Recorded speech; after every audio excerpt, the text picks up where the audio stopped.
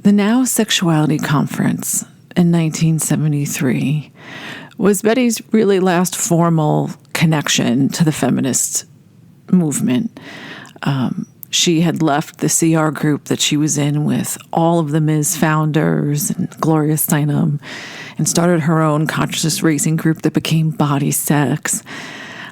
She had one article run in Ms., I think in the early 80s, Our Favorite Characters. I think that was it. And Betty was there. And it was a great photo. And she was wearing her cunt buckle, this little buckle for her belt that she'd bought from a drug dealer that had the image of a vulva. Very kind of abstract lines, but she wore it everywhere. It was her favorite piece. But that was kind of it. But in that interim time, Betty became an author. Not only an author, but an internationally best-selling author who had her book translated into 25 languages.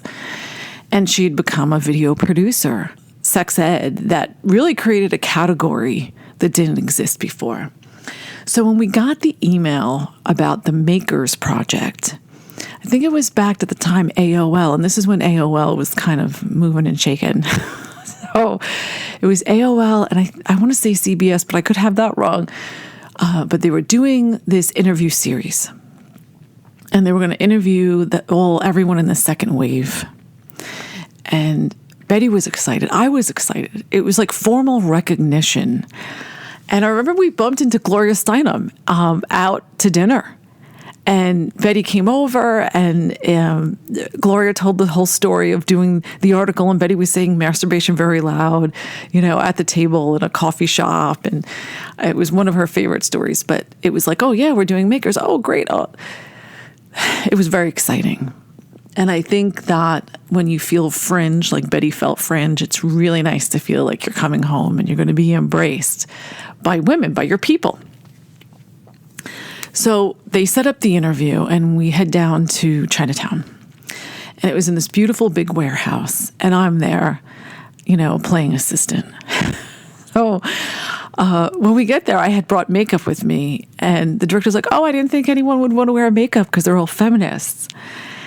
And I just remember thinking, yeah, but people have shiny faces. They have oil on their face. And, it's not about vanity, but don't we want to present women in the best light possible? But that was my role. My role was whatever was happening, I was going to make sure that Betty looked her best and was on point. So they're setting up. Betty's under the lights. I do her makeup. Everything looks great. And I'm sitting behind the camera like I always do. And it's like so helpful when you have lights in your face and someone you don't know asking you very kind of generic, vague questions. It's hard to kind of weave the story and make sure you get everything in there. So I always sat behind the cameraman, and while Betty was answering a question, I'd say, hey, tell her the story about how you thought, you were genetically deformed until Grant showed you. And then I would just jog her memory, and then she'd run off and tell the most amazing story. That day, Betty was just on. And we were hitting it out of the park.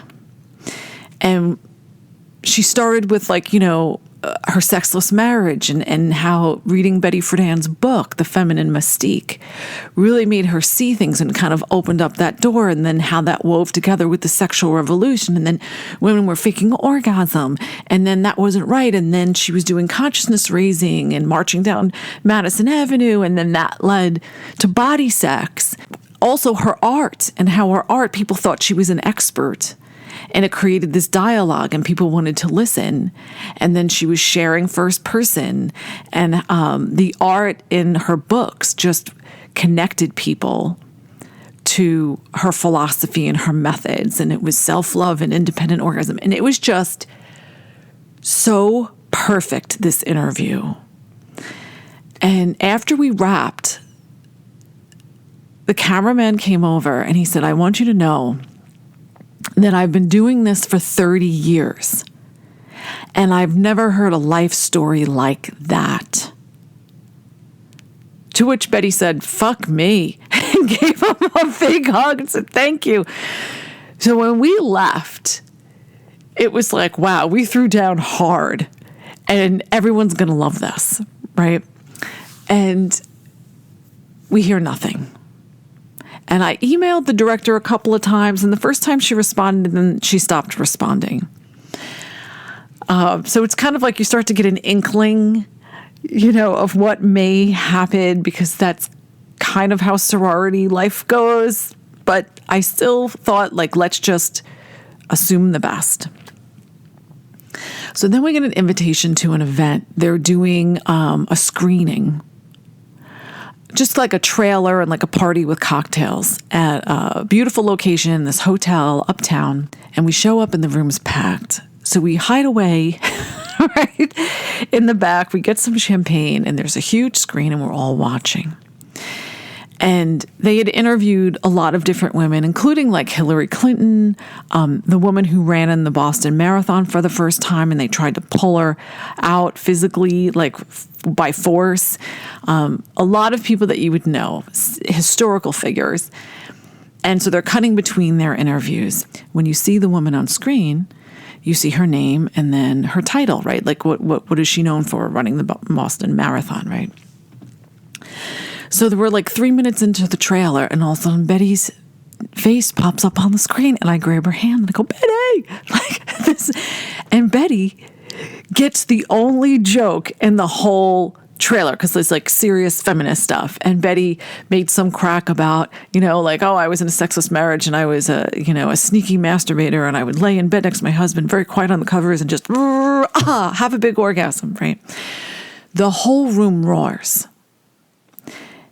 And then I realized, they never put her name up. And it would be Betty Dodson, PhD, sexologist and author, activist and author, something. Nothing. And Betty immediately asked, she goes, Carlin, how come they didn't put my name up there? And I was like, you know what, Betty, fuck them. You're the only laugh. There are lots of sticky things in that. But to make someone laugh, and that was Betty, that power, I'm like, you got the laugh. And I let it go. And then we got invited to a screening at a theater uptown. And I thought, okay, maybe they were putting everything together. Maybe it's a mistake. It can happen. So it was just the trailer, and it was a small event. Now here's the whole debut screening, hour and a half. Let's do it. Betty hated getting dressed up. So I went to her apartment and I got her in her black jacket and did her makeup and put on all her diamonds. And we head uptown. And we go in and everyone's milling around and we're talking to everyone. And there's a table with name cards that you can pin, on your lapel for everyone that was interviewed. So we go over there and I'm looking, I can't find our name card. Can't find it. And I see Betty's face kind of drain. It's almost like she disassociated. And I asked the woman, gave her our names, and I thought, it's okay if they snub me, but they have to have Betty.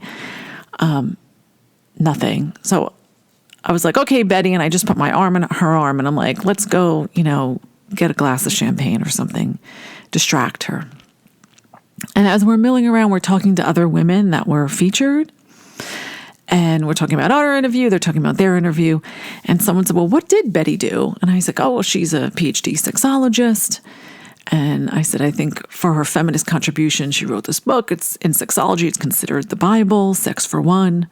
And you see the face is this little tick. And I'm like, and really what she did was bring back the vibrator as a pleasure device at Now Sexuality Conference. And she did this slideshow of vulvas. And Betty looks at me and kicks me. And she's like, Carlin. Because with that, all of the women just kind of turn on their heels and walk away. With not even excuse me, I need to go to the bathroom. Just slap in the face, rude.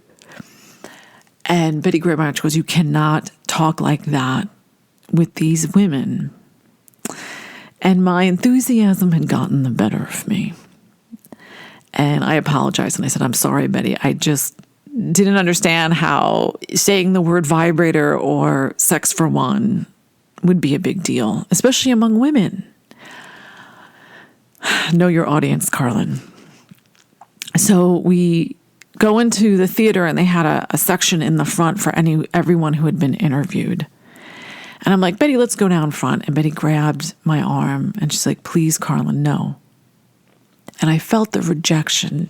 It's like it went in her body and into mine. And I was like, you know what? Let's just sit in the back seat, and then we can leave early, and we'll go get sushi. And she goes, that's great. And we sat in the back, and I watched all the faces come. And it was the same, like they kept Betty's joke in there. They wanted that comic relief, but no name, no title.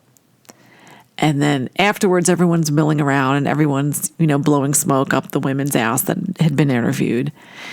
And I was like, let's go to the bathroom and then we'll leave. It was enough, right? We had been snubbed and it was over. So we're in the bathroom, and Betty's still in the stall, and I'm washing my hands. And this young woman comes out of the stall, and she announced, she goes, Betty and Carlin, oh my God, you're here. And she hugs me. And then Betty comes out of the stall, and she grabs Betty, and Betty's like taken back, like, oh my God, the love that you instantly felt from this young woman. And she said, I'm the editor. I edited your piece. And everyone that was working on the project, we've watched your interview multiple times. It was the best. And we're so excited and blah, blah, blah. And she's just going on and on with just accolades. And we knew it. Like, we knew that was a good interview. We went and we got sushi next door. And then we just kind of, I don't know, we were in this humorous mood, and we just started cracking jokes and having so much fun. But I know it hurt. I know it did. And to this date, we've never seen the interview, and I would just love that footage. And I kept on emailing. And I just feel like if you're going to say no to someone's face. And you could just say like, oh, well, we didn't feel like that interview is in keeping with the goals of the project. And just say no. Don't ghost someone. It hurts. It especially hurts when you're 85 years old. Like, fuck off. How dare you? But anyway... Okay. Almost a week later, when I come into the office, Betty says, oh, Carlin, I have this email from this woman, and they're doing a show, and she's going to take a private session with me because she wants to write the private session into the show. So I'm thinking, okay, it's probably some YouTuber. It's Alana Glazer. So from Broad City. So I'm like, what? Betty, do you know who this is? She's so fantastic. And she did. Alana came, took a session with Betty, and it was the 2016 election. So the storyline was that she had lost her orgasm when Trump got elected. And so she was coming with Betty to, have a session to get her orgasm back. So she had her session. And then a little while later, I got an email from Alana, and what was wonderful is that she said, oh, Carlin, I'm such a fan of you and Betty's. I watch your YouTube clip. And that was a little overwhelming. I just kind of said like, oh, thank you, because sometimes you can kind of like wormhole when you respect someone and then they say they respect your work. And she wanted high-res images of Betty's art. Because when they shot, she's like, I want to make it to look just like Betty's apartment. And I want to have all of her art around the room. So I was sending and Dropboxing file after file after file. And when the episode came out, it was so perfect. It was called Witches. And it's online. You can watch it. And she comes to Betty's, and Betty's played by an actress, of course, but you see all of Betty's art all over that room. And it was such a positive episode. And we watched it together, Betty and I. And I just looked at her. I said, Betty, the younger generation, they get it. And I know your contribution. And Alana had mentioned maybe wanting to do a documentary. And I feel like somewhere in the future, there'll be a reconnection. But when you're rejected by your community, you just keep on going. And that's what Betty did. She kind of just kept her head down, and we kept on going. And I know the difference she made in my life and in the lives of millions of people all over the world. And she was acknowledged. She was acknowledged in that episode. And I'm so grateful that they dovetailed, kind of the rejection and then the acceptance, the diminishing and the celebration. I hope that one day they release that interview. It would be lovely just to have a copy of the footage. But we have Broad City Witches.